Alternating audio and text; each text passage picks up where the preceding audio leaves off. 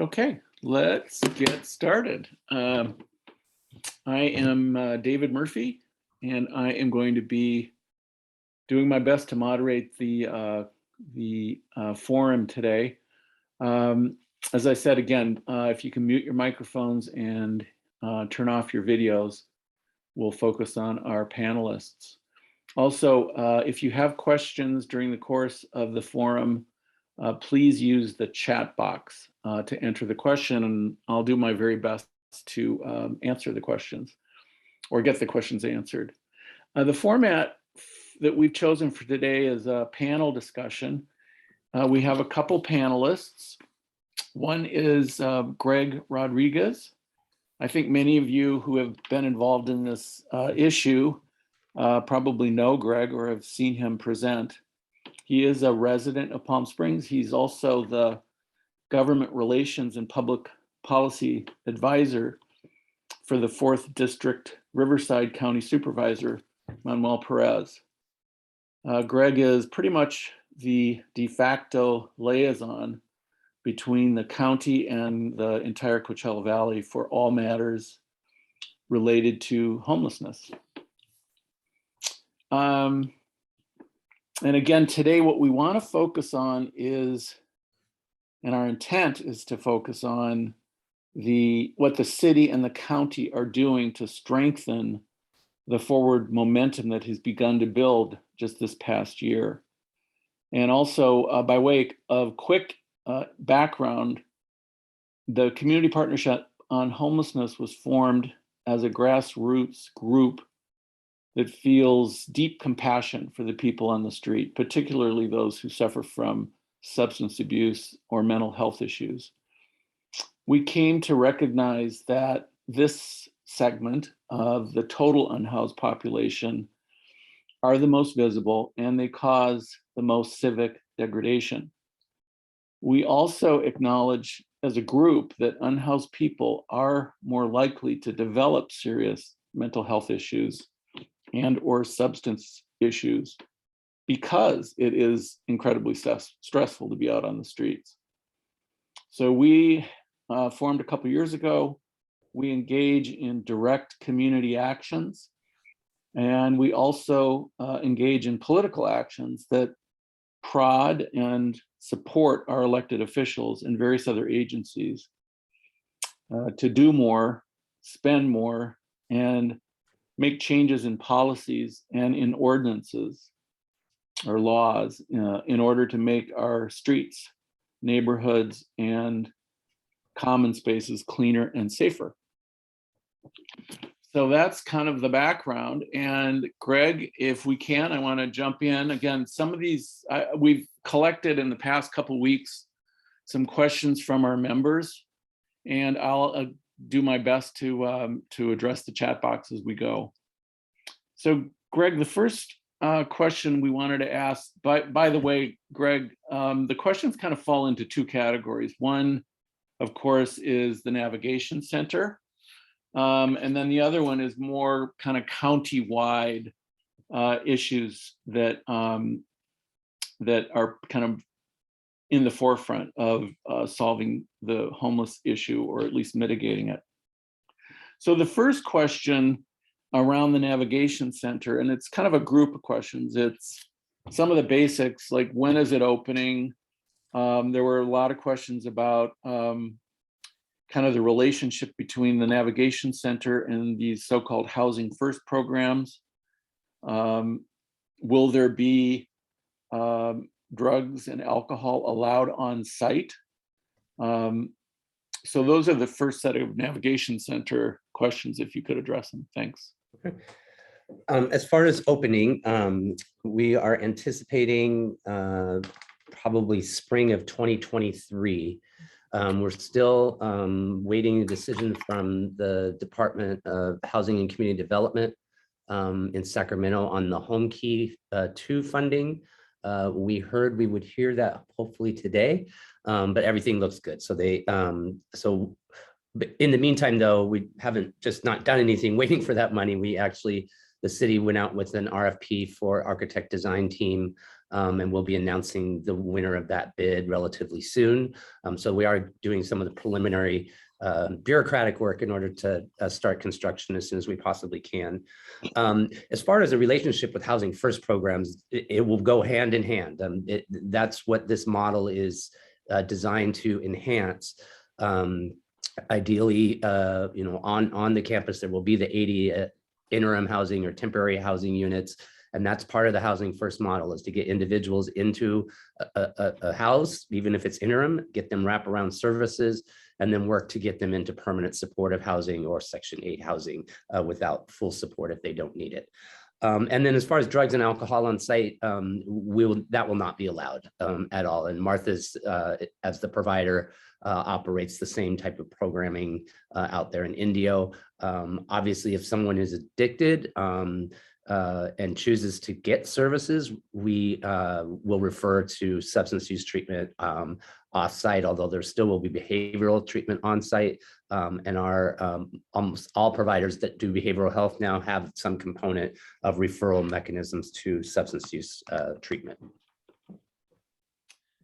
Greg, thank you. The other question that's come up around the Navigation Center has to do with the variety of housing that will be made available. There's congregant living, kind of barrack style housing. There's little mini apartments within the structure. There's tiny houses or pallet homes that are often suitable for couples, especially with animals. Can you give a brief summary of the kind of variety of housing that will be available? Yeah, so there will be an element of shelter beds, but it won't be congregate style. After going through COVID, we will design inside the larger building individual shelter rooms. And then ideally, individuals that enter into that. So that's the immediate access point, whether it's referral through law enforcement or hospitals, or self-referral, or referral through, physician or family member. That's the immediate access. So we get them in there, get them assessed, and then ideally they're moving, hopefully within a week, into one of the transitional units. Those will not be the pallet homes. They will actually be permanent structures. They will be a manufactured product, so they will be able to be delivered more timely than, say, a stick-built. But those will consist of primarily studio-type units with full kitchen and bath. Some will be a little bit larger for family. We're anticipating to have about 5 family units on site.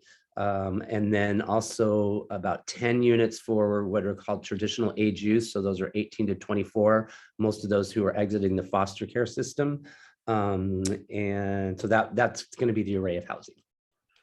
Okay, and related to that question, there were questions about, I guess, some confusion in the press, or people reading the press, about what is a unit, what is a bed, and how do you count the capacity in terms of beds, units, and people? Yeah, so we don't have a final count on beds per se, and it's hard to do a bed count because if you've got, at least in the interim housing, so there'll be 80 units of interim housing. Again, some of those will have 1 or 2 rooms, depending on their family or single. You could actually have a couple in 1 unit, so it's hard to put a secure number. And then in the sheltering type facility, we're looking at probably about 60 beds. So you'd have 30 female, 30 male in that. But those numbers will be finalized in the design and architect stage. Thank you. And this is kind of coming back to the question about the low barrier to access. In some communities, there's navigation centers that actually let people in that are maybe a little impaired. They look like they're obviously on drugs, or they're a little drunk or whatever.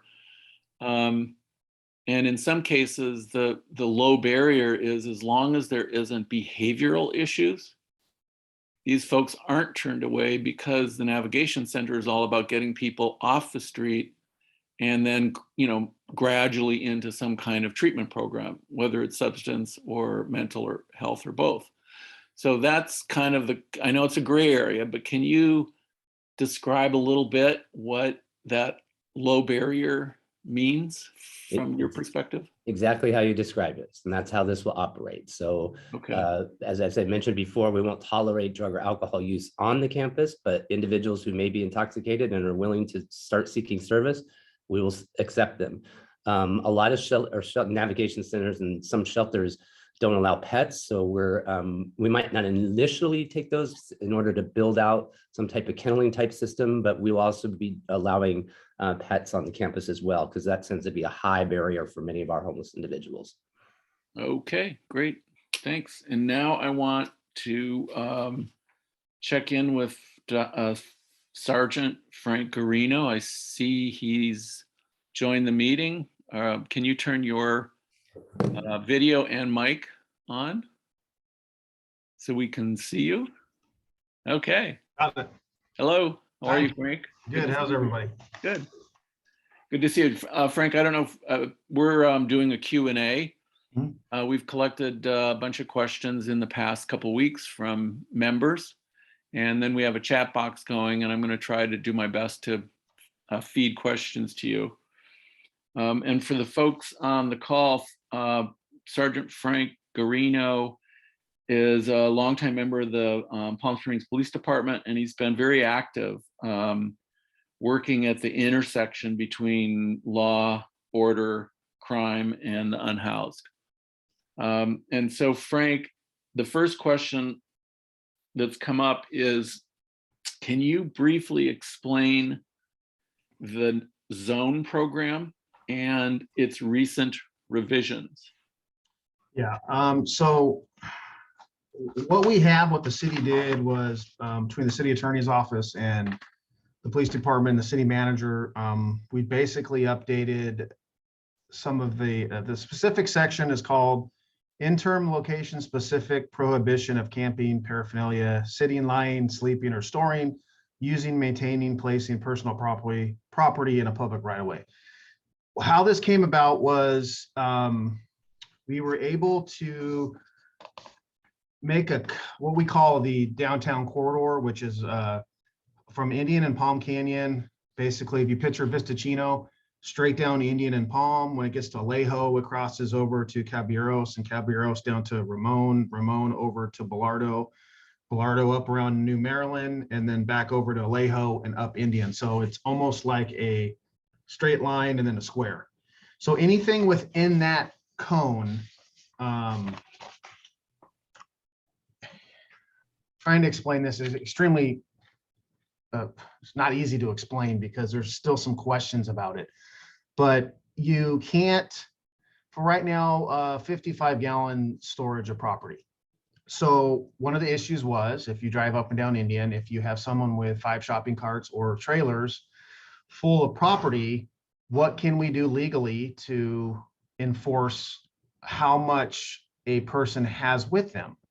Well, we got to be very careful because city of Anaheim was sued federally, and a lot of issues came about with storing of people's property. So what the city attorney has done with the city manager has developed this, which has gave us the ability to enforce, and we have not started to do this yet.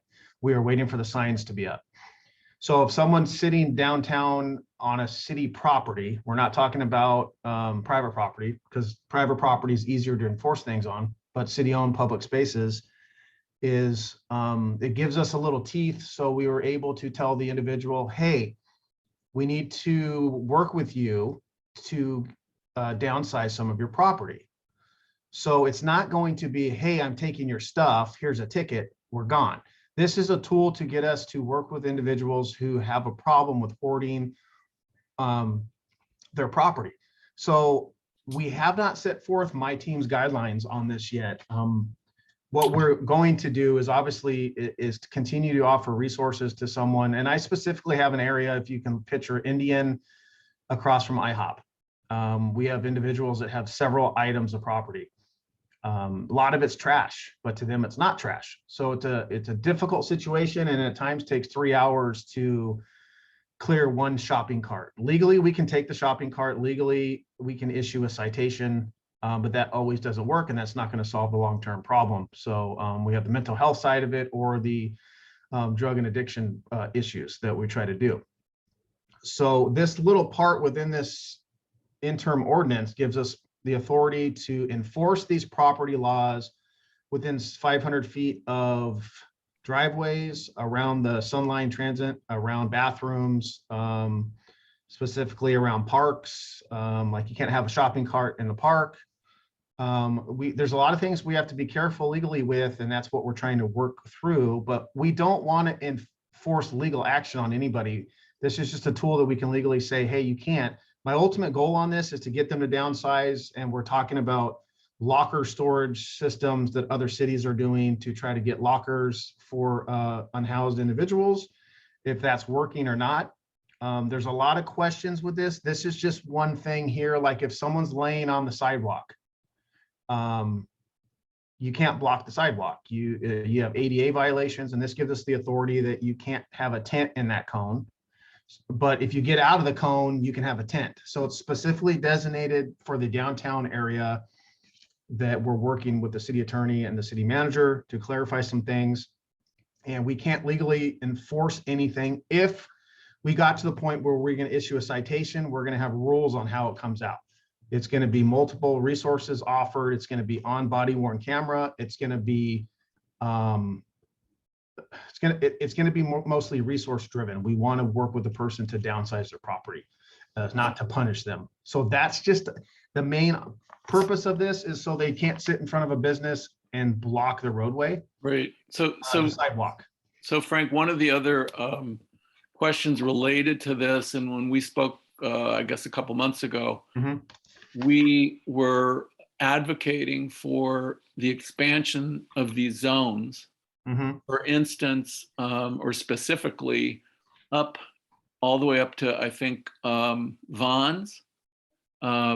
Recently, because of the sewer work that's being done and encampment cleanups, the unhoused people have migrated from the Rimrock Vaughn's area and now down to Smoke Tree. Yep. And as far as I recall, that area is still not included in one of these zones. So there's no, correct me if I'm wrong, but there's no legal ability to help people move along that are sitting in front of now the Ralph's Smoke Tree area. Is that correct? It's not easy to answer that because it's all case by case scenario. So are we talking, is this person on private property? Then that changes the whole thing. Is the person on city property? So those are the main considerations the officers have to deal with. Are they on private property? Does the owner let them stay there, or does the owner want them to leave the property? If they don't care if they're on their property, we will not move them along. Does that include tribal? Tribal, we already have what we call a blanket trespass order on all BIA land in the city of Palm Springs. Okay, thank you. The The other question was around this enforcement of sit, lie, and camping laws, which are on the books, but historically they've been unenforceable because of litigation issues. Right. Do you anticipate that over the next, I don't know, few months with the city manager and the city attorney that the sit, lie, and camping laws will be tightened up a little bit? I do not know specifically. I know that we're talking with Greg and my chief that we do believe, and correct me if I'm wrong, Greg, that having this navigation center with housing will make it able for us on most occasions, if they have the available bedding, to enforce the camping issues for Boise. That's correct. That's great. One of the questions, well, not just one, but several folks asked the navigation, in our support of obviously the navigation center. We're really excited that this is happening as a community. The location issue aside for some, but the question is, what do we as a community do in this interim? We've got maybe up to 24 months. We do not have an overnight shelter. There isn't an overnight shelter in Cathedral City, unfortunately. So what do we as a community do, the police department and other agencies, in this interim to try to reduce the kind of number of folks out on the street, particularly in the tourist corridors? I attended a meeting at the Methodist Church on Saturday regarding homelessness, and what I'm understanding is they are going to open up the 30-bed shelter for overnight. Greg, I don't know what the date is, but that is going to happen soon. So we'll have the 30 beds capacity at that church for overnight. Yeah, and I believe they're beginning June 1st on that as well. So, And that will that be the summer cooling center? So limited to probably 3 months? I think we're going to go 4 months this year. I was able to secure the dollars from the county for that. So Martha's is working in conjunction with the church on the timeline with that. And it actually will be 24/7 operation from what I understand, much like last year. So again, with the idea of not just providing a place to get out of the heat at night, but again, linkage to services and ideally some permanent supportive housing. So. Yep, and that was successful. We had a number of our members that were fed into that seasonal shelter as volunteers, and it was very successful. The question again back from the group was so that's good news that there will be at least be a temporary shelter. Will the police department, and I know you can't police your way out of this situation, but with that 24-hour emergency shelter, will that affect the police department's ability to encourage some of the folks off the street and into that shelter? And this is, of course, tied to the Boise case law limitations. Well, they will, the thing with the community here that we have, they'll know it's open, and word travels fast. The advocates that are out in the community, as well as my team, will push for them to go there. Obviously the issue is there's more than 30 homeless people in the city. So needless to say that 30 people will have housing for the evening, but they will be back out. So it's not going to change anything legally that like what we can do regarding Boise case, but it gives us the option of sending people there who want a shelter for the evening. A lot of people do not want that.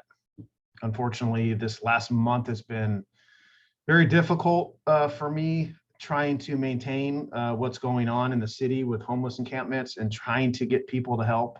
When we're done with questions, I have a list here on a encampment cleanup and resource day that we had last week, and I'll share with you some of the struggles with that. And Jessica emailed me regarding some community cleanup assistance, and I'll go over some of that as well. And there's some things I'd like to talk about once we're done with questions. Okay. One of the other questions that came up, and I'm not sure whether to direct this to you, Frank, or Greg, but the question was, this is it's connected to the navigation center, and what happens when folks are either turned away, maybe they're impaired, or they're in the navigation center and behaviorally disruptive, and they're asked to leave. Where do they go, and how do you protect the immediate area from secondary impacts? So in the case that they don't abide by the rules, especially that's usually primarily violence or occasionally drug use, but that's very rare on campuses.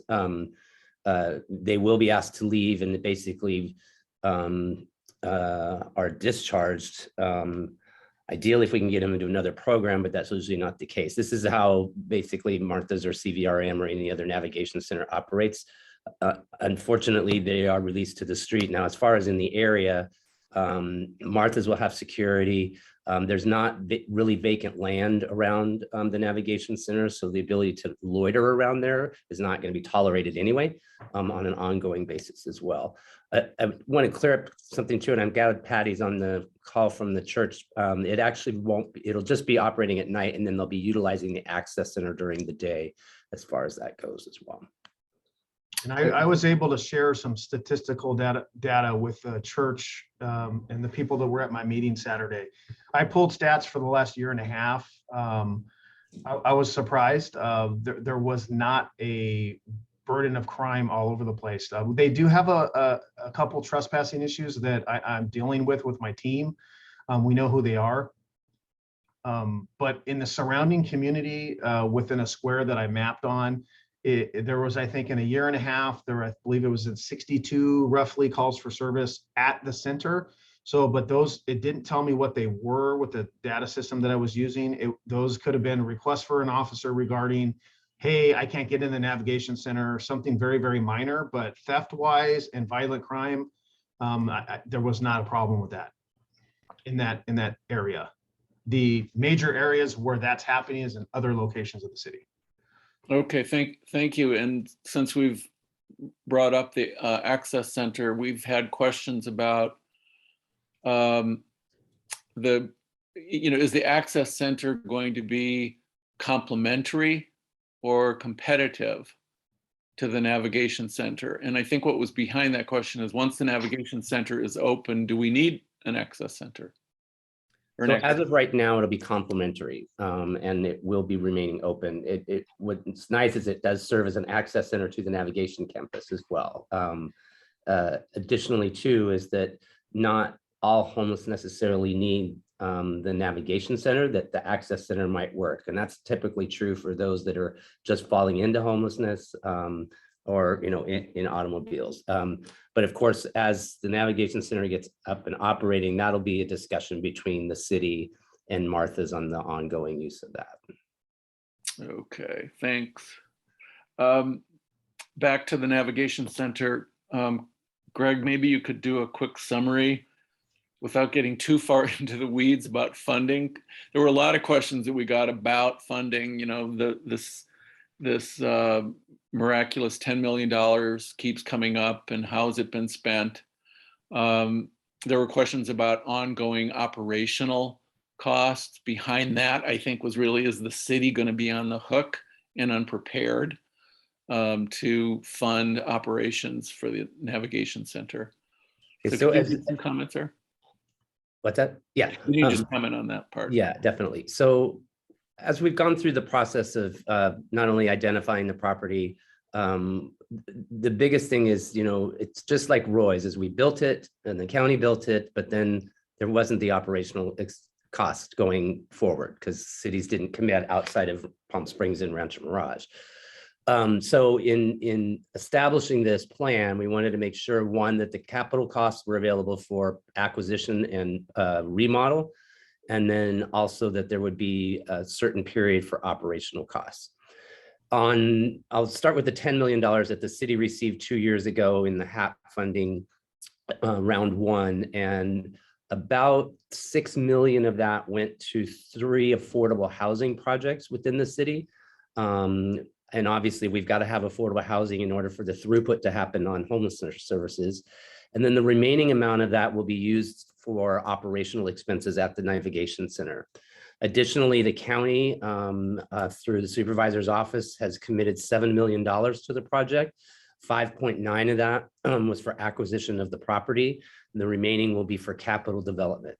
With that being said, as I mentioned, we went in the city and county jointly to the state on the Home Key 2 project with a multi-million-dollar ask for capital improvements, as well as, what was great about this round of Home Key funding is you could capitalize operational expenses.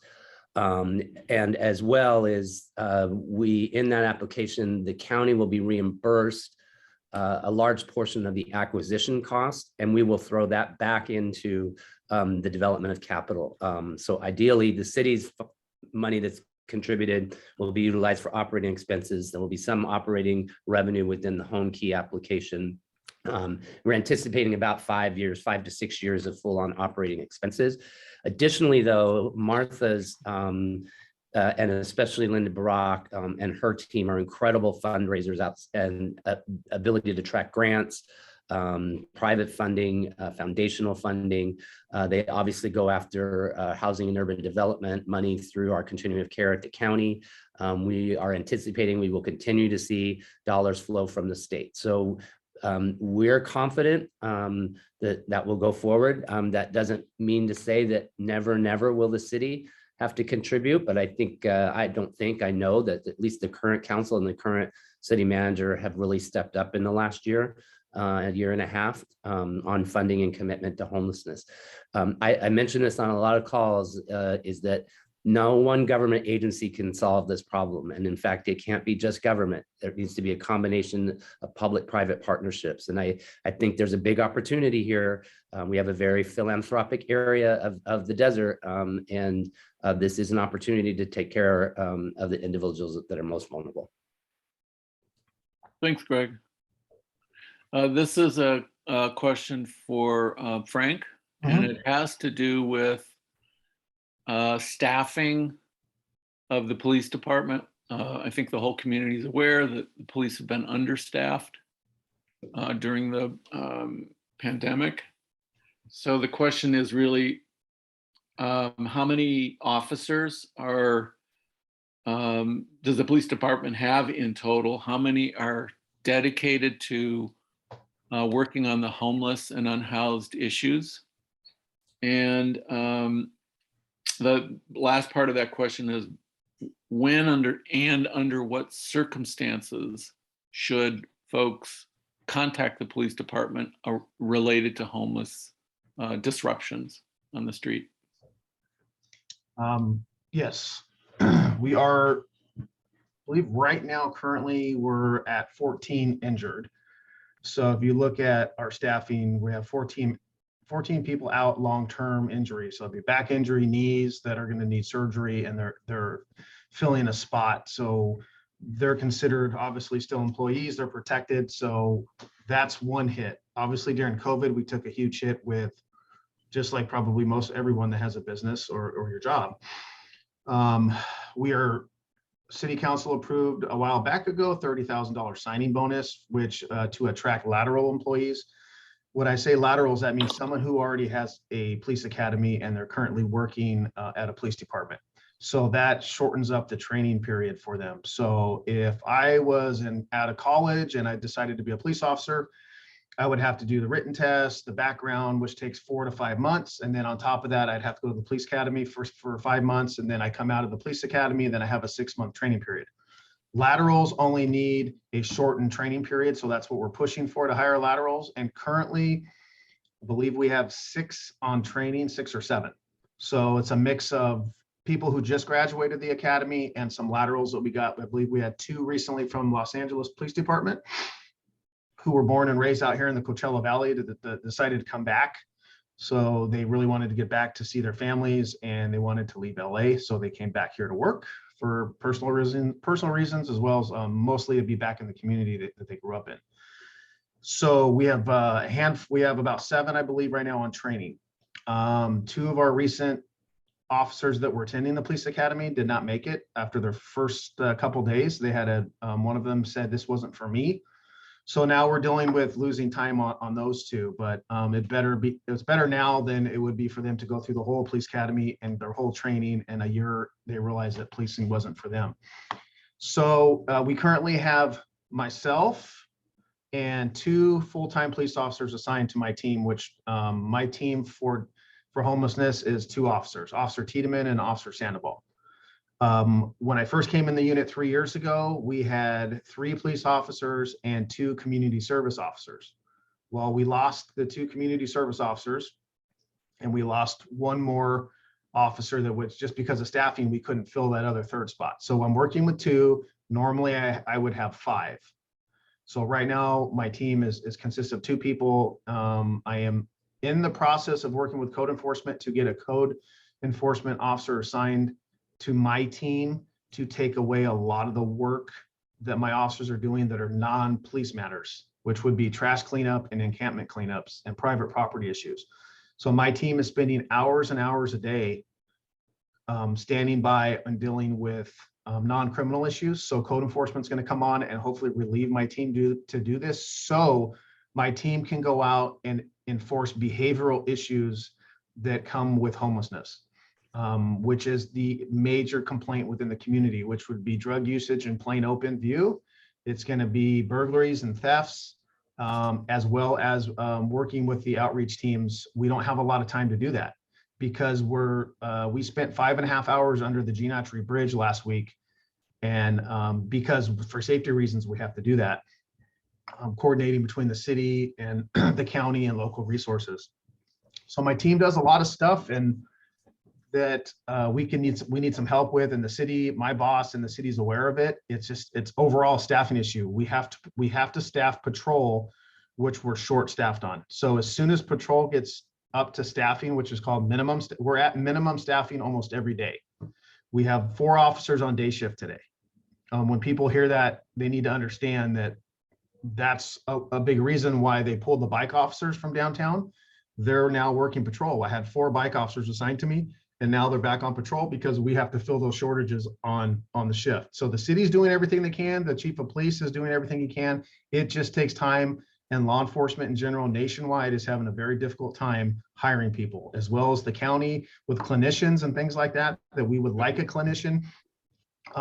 It's geographically, some people don't want to come out to the valley. They want to be by the beach. The weather, it's hotter out here, and they look at a lot of different reasons. So I cannot give you an exact number on how many we're supposed to have. I would have to get back on an email to somebody, but I want to say right now we're severely understaffed, and part of that is due to 14 people being out on long-term injury.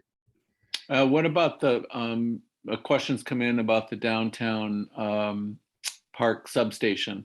Is that staffed, or will it be staffed if it isn't right now? And there was part of that question was, is the park getting cleaned up and not allowing overnight camping?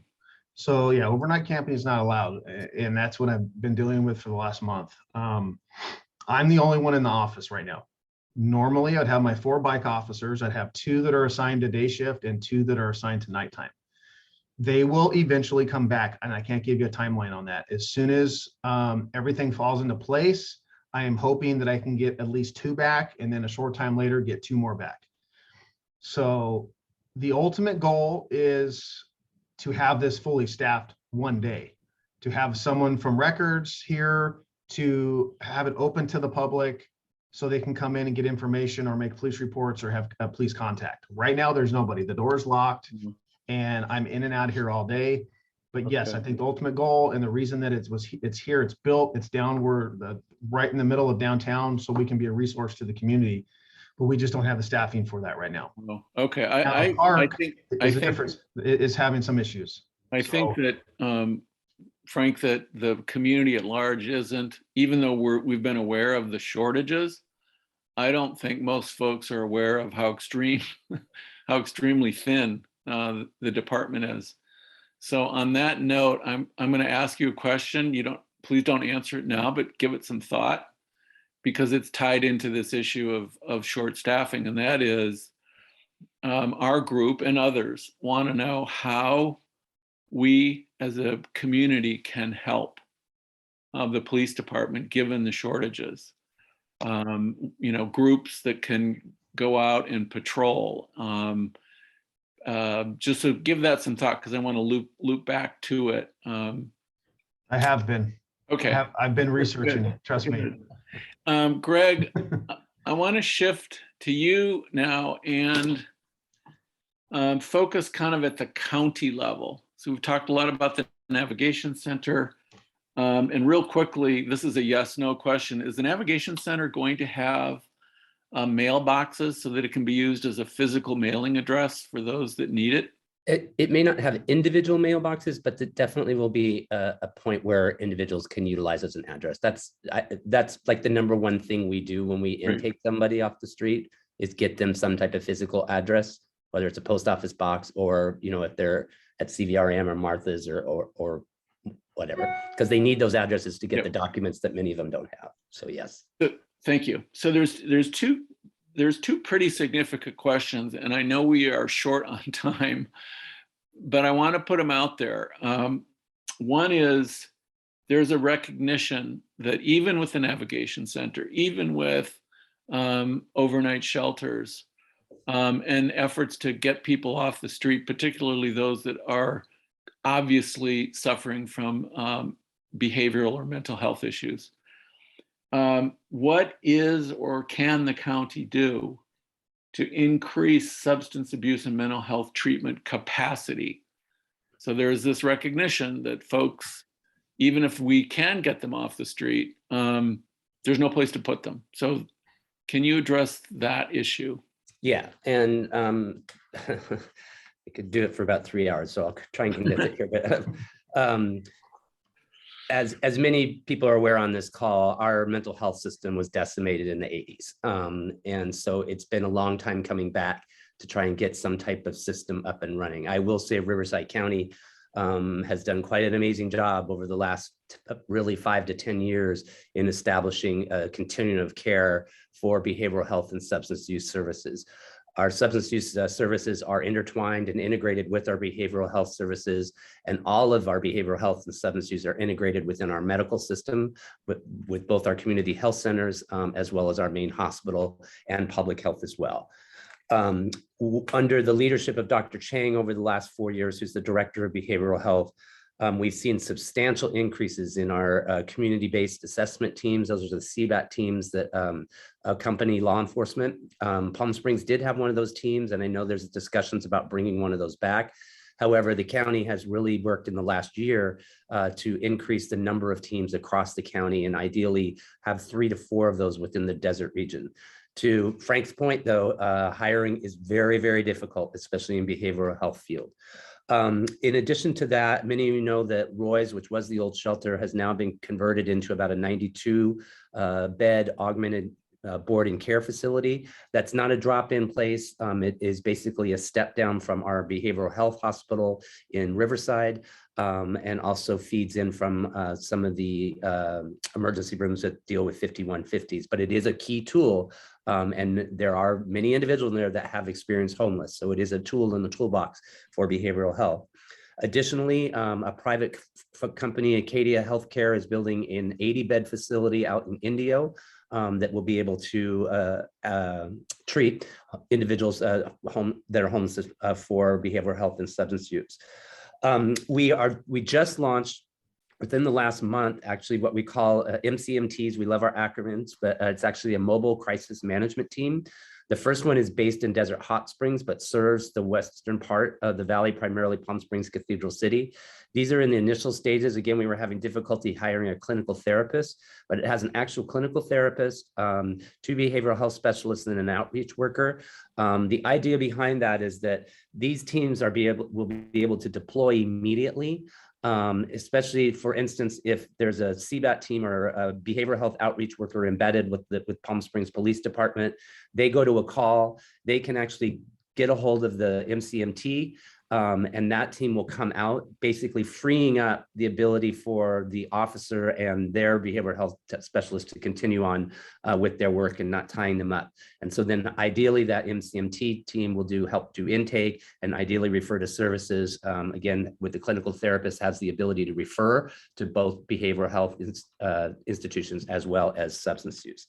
And then additionally, the county just opened about 3 months ago now, Arlington Recovery Center, which is a 24/7 inpatient, outpatient facility. It has a sobering center, which is the first of its kind in the county of Riverside.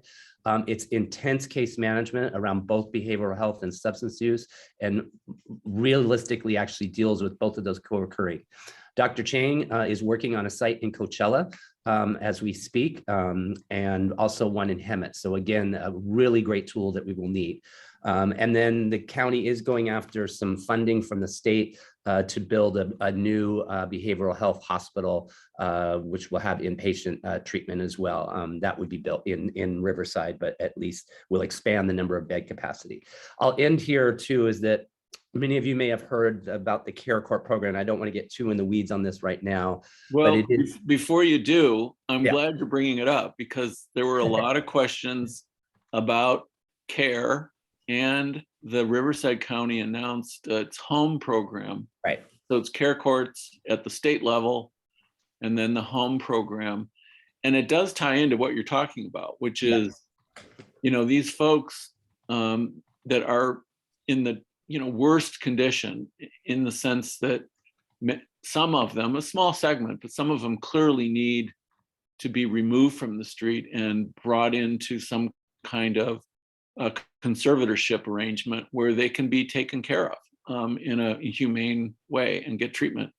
So can you spend some time on these so-called diversionary programs? Diversionary meaning these folks are diverted away from jail and into a specialized court where they can then be triaged into some kind of treatment. Yeah, so let me start with talk about that. Let me start with the county's program, which is the home program, and that is that one is specifically for those that are tied to the justice system, whether they have been arrested, imprisoned, or even have fines or tickets. And it operates much like our drug court operates, our veterans court, our family preservation court. And again, the idea is that individuals are enrolled in a program through the court system. They go through case management, whatever services they need, behavioral health, substance use, and then it usually takes about a year, and then they graduate that program. However, the county, even upon graduation, still maintains relationships with those individuals, primarily through both our sorry, I lost my train of thought, Office on Aging, if they qualify for that, or DPSS, or even our Housing and Workforce Solutions Department. Care court is a bit different in that it will serve anyone that has severe behavioral health substance use issues. And it's not just necessarily those that are tied to the criminal justice system. Many of the details of care court are still being worked out in the Senate right now under Senator Eggman's bill. But ideally, it would, in a sense, almost kind of operate like the home court program. But it would be based on referrals. Again, there has to be a high acuity, most likely dual diagnosis, and then they are referred to treatment. It is right now, as we see, somewhat voluntary. You're getting a lot of pushback, just like has been on Laura's Law from civil liberties groups and others about that it's inhumane, you can't force people into treatment. I personally would argue, I think it's even more inhumane to leave people on the street in that condition, but that's just my personal opinion. And so we're waiting really to see what the final details are. The devil is in details, especially when it comes to the infrastructure needed to implement this. It's will be a mandate to the counties. We will see if it will be a funded or unfunded mandate. The state usually does unfunded mandates. With that being said, we have the capacity as far as behavioral health and substance use teams go, as I highlighted in our continuum of care system. But the other issue is facilities, temporary facilities, as well as permanent housing facilities. That we already have those challenges in just our regular homeless program. But if you're starting to do mandated stuff, then again, that brings up the needs. So. Well, thank you. And I that's at such a high level. And I just want to ask you to think about the same question related to these diversionary programs that I asked Frank, which is, and you don't have to answer it now, and maybe offline after the meeting, we can circle back and you can we can talk about it. But that is, our organization has almost universally, our group has almost universally felt very strongly and are aligned in our thinking is what you just described, which is it's not okay as a civil society to leave folks out on the street that clearly cannot take care of themselves. I want to ask you to think about, we've given it some thought, but what can we as a advocacy group do at the county level and at the state level, writing letters, letter campaigns, petitions, Obviously, we have to be educated about these programs, but they're very important. And the Navigation Center is great, but it's one leg of a three-legged stool. And these diversionary programs to keep people, get people off the street, keep them out of jail, and on a path towards recovery is really important. And these programs, these diversionary programs, have to be a real key tool to that. So that's the question. You know, as an advocacy group, that's where we want to spend our energy at this point. And I'm like Frank, I know I've got the answer, but it's like, you know, right now it would be to write. Primarily, it would be Assemblyman Mays, but you could also do Assemblyman Garcia. You could do the Speaker, Anthony Rendon, as well as the Senate Pro Tem Tony Atkins out of San Diego, and advocate for this care court system. That's an immediate thing you can do, especially now that they're in discussions and negotiations between the two houses. Great. We will do a group-wide request for folks to do a email campaign. And what I'll do too, David, is I'll send you the latest kind of fact sheet I have on the care court system. That'd be great. Thank you. The one thing that we discuss constantly with my team and with is we're running around in circles. So I think we're at a point where we're spending 3 to 4 hours with individuals who would rather just be on the ground, unhoused, and they're not legally at a point where I can do a gravely disabled or what we call 5150 for a hold for 72 hours for mental evaluation. Besides constant outreach with those individuals, it's frustrating for us right now with no other options and community complaints to keep addressing the people over and over and moving them from one location to another location because they don't care if they get a ticket or get arrested. They don't want housing. They don't want help. I take a shopping cart from them and then they walk right across the street from where I'm at and take another shopping cart. So we're at a point right now where we have very little effect when it comes to people who don't want help. That is why, in my opinion, the mental health and the drug rehabilitation are something that this state and the community really need to talk about, to give law enforcement and activists and resource outreach individuals or people something to work with. Because right now, the ones that don't want anything, they just know that they can do whatever they want. That's right. And that, Frank, as you know, that's what's underneath or behind questions around the sit-lie, like the boundaries, how far can, and again, I say this and ask this question, recognizing you can't police your way out of this situation. It's just too complex. Right. And the boundaries are, I put over here in the chat, realistically, everybody, this is not going to be an enforcement tool. This is going to be for us to try to get them into some type of housing, to get them to realize that they don't need all of this stuff. You can't sit here. If you're going to be here every day, we're going to be here every day. I want to be able to have my team have enough time to try to get and break through to get these people to get rid of their stuff.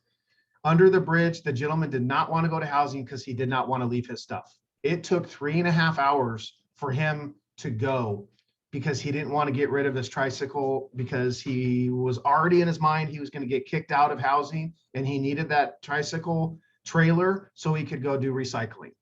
So they're starting off failing even before they get into the system because they've got kicked out or they got in a fight or they have some issues where we can't house them, which I know that the county's working on because I heard Greg say if they have dogs, even if they're drugs, but they're not having drugs in the facility. But a lot of these people have been through the system already and they've failed it and they don't want to go back.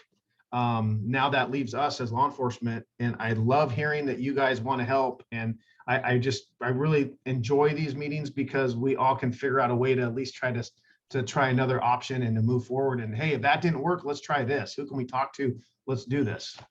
Well, thank you. And we're going to kind of start to wrap it up. I really appreciate Greg and Frank, you spending the time with us to answer these questions. I'm going to show our website for details, so that you can contact us if you're not a member, or just need to reach out to us. This is the way to do it. And then I guess I'd like to thank everyone for participating today. We all know these issues related to homelessness and the unhoused and the impaired are broad and very complex. And I think we owe it to ourselves, our community, and to the unhoused to stay informed and be involved. So with that, we'll end the session. I appreciate your participation and stay tuned for more information. Thanks. Thanks for the opportunity, David. Appreciate it. Thank you. So.